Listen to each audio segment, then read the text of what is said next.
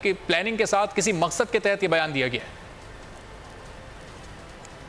ये एक प्लानिंग है, पूरी प्लानिंग है। ये उसी तरह की प्लानिंग है जो वीडियो लीक्स में की गई है। जिस तरह से जज जो राशिद साहब है, अरशद साहब है, उनकी जो वीडियो सामने लाई गई है और अदारों को मिलान करने की कोशिश की गई है, ये उसी का पार्ट 2 है। उनको कहा गया है कि जनाब आपने IIC का नाम लेना है, उनको नाम लेके ये स्टेटमेंट देनी है।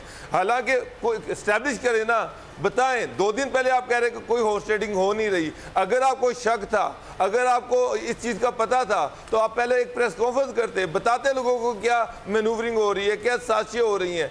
अब भी अगर आपने ये स्टेटमेंट दी है तो फिर बताएं कि जो 14 कैंडिडेट खरीदे गए हैं, किसने खरीदे, किसके थ्रू खरीदे गए, क्या कीमत दी गई, कौन लोग थे, वो पूरी डिटेल दें। अगर आपको ये तो पता चल गया कि ये DG इसके पीछे थे, आगे क्या डिटेल्स हैं वो भी तो देना।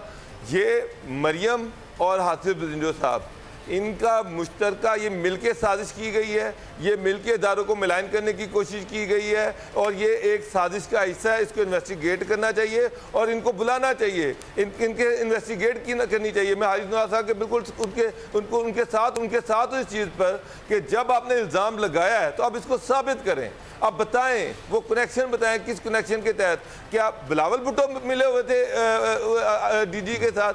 क्या ये शहबाज शरीफ साहब मिले हुए थे, या मरियम मिली हुई थी जिन्होंने आपको नॉमिनेट किया और जिनकी पॉलिटिकल पार्टीज के ये सारे बंदे डिफेक्ट करके गए हैं?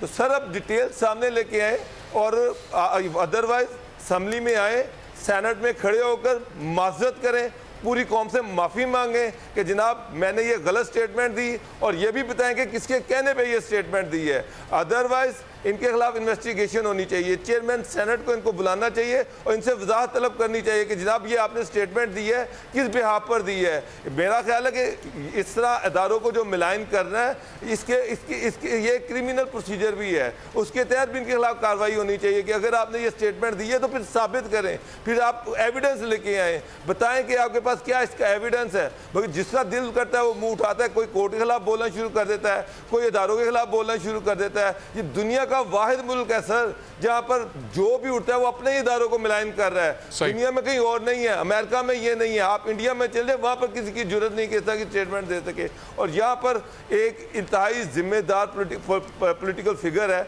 और वो इस तरह की स्टेटमेंट दे रहा है और उसको कोई पूछ ही नहीं रहा। सही, आप दोनों मुत्तफिक है कि ज़ाहिर जो इल्ज़ाम उनकी जानिब से लगाया गया या तो उसको साबित करें, और साबित नहीं कर पाते तो फिर झूठा इल्ज़ाम लगाने की पादाश में ज़ाहिर है उनके खिलाफ कार्रवाई भी होनी चाहिए।